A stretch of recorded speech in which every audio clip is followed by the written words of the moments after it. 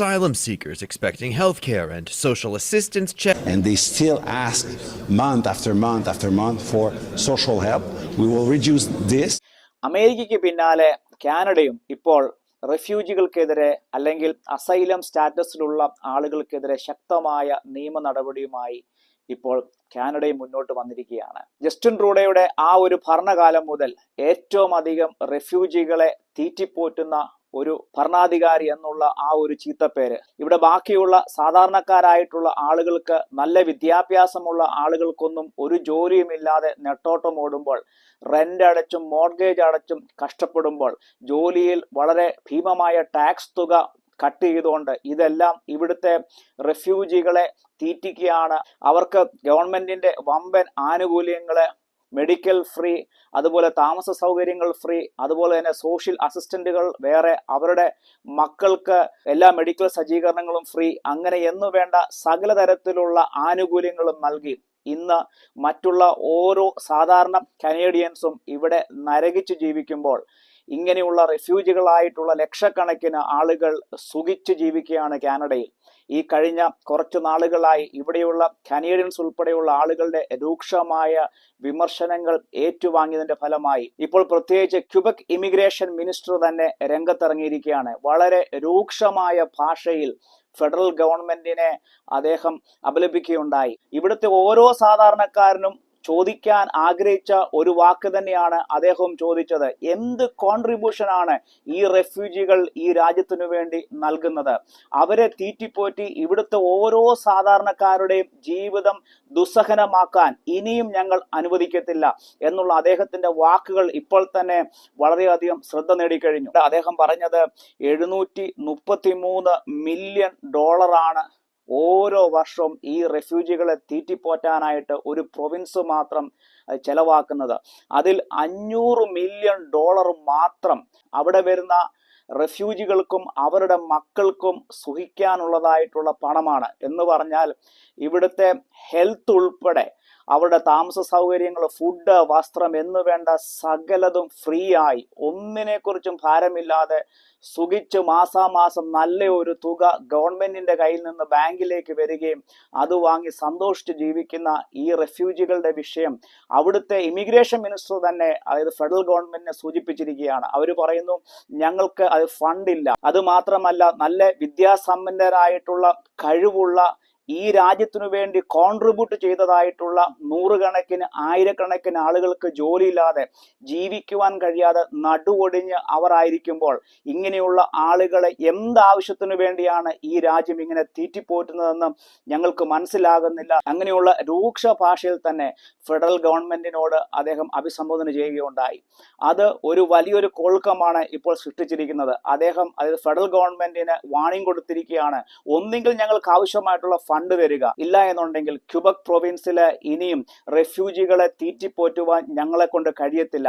അതിന്റെ ഭാഗമായിട്ട് അവർക്കുള്ള സകല ആനുകൂല്യങ്ങളും ഞങ്ങൾ വെട്ടിക്കുറയ്ക്കാൻ പോകുന്നു. ബാക്കിയുള്ളവർ ഹെൽത്ത് ബെനിഫിറ്റ് ഉൾപ്പെടെയുള്ളത് സ്വന്തം പോക്കറ്റിൽ നിന്ന് അവർ കൊടുക്കുമ്പോൾ ഇനിയും, അതായത് ഗവൺമെന്റിന്റെ ഫ്രീ ആയിട്ടുള്ള ഹെൽത്ത് ഉൾപ്പെടെയുള്ള കാര്യങ്ങൾ അവർ നിർത്തലാക്കാൻ പോവുകയാണ്. അതുപോലെ തന്നെ താമസ സൗകര്യങ്ങൾ നിർത്തലാക്കാൻ പോവുകയാണ്.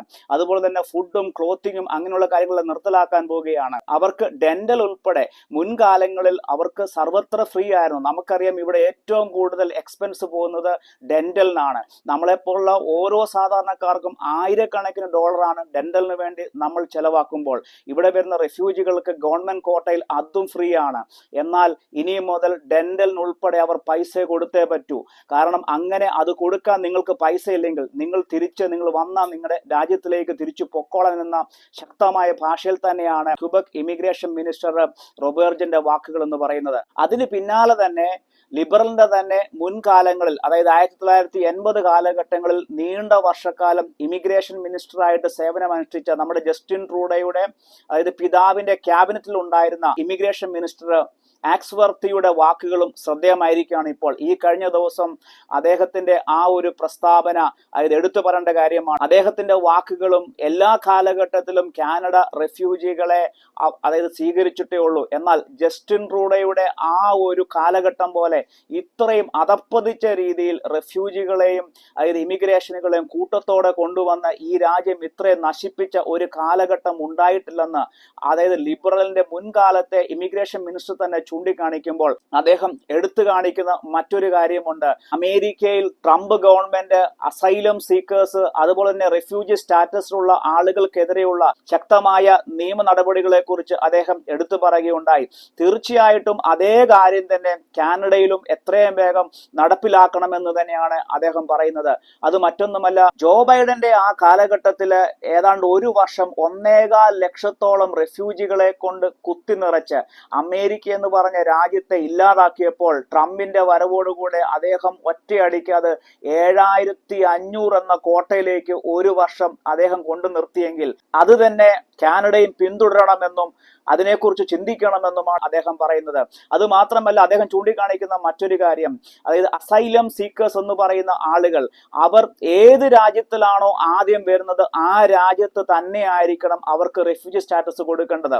ഉദാഹരണത്തിന് അമേരിക്കയിൽ നിന്ന് പറഞ്ഞു വിടുന്നതായിട്ടുള്ള റെഫ്യൂജികളെ ഒരു കാരണവശാലും കാനഡ കൈനീട്ടി സ്വീകരിക്കാൻ പാടില്ല എന്നുള്ള ശക്തമായ ഭാഷയിൽ തന്നെയാണ് മുൻ ലിബറൽ ഗവൺമെന്റിന്റെ ഇമിഗ്രേഷൻ മിനിസ്റ്ററിന്റെ വാക്കുകളും ഇപ്പോൾ ശ്രദ്ധേയമായിരിക്കുന്നത്.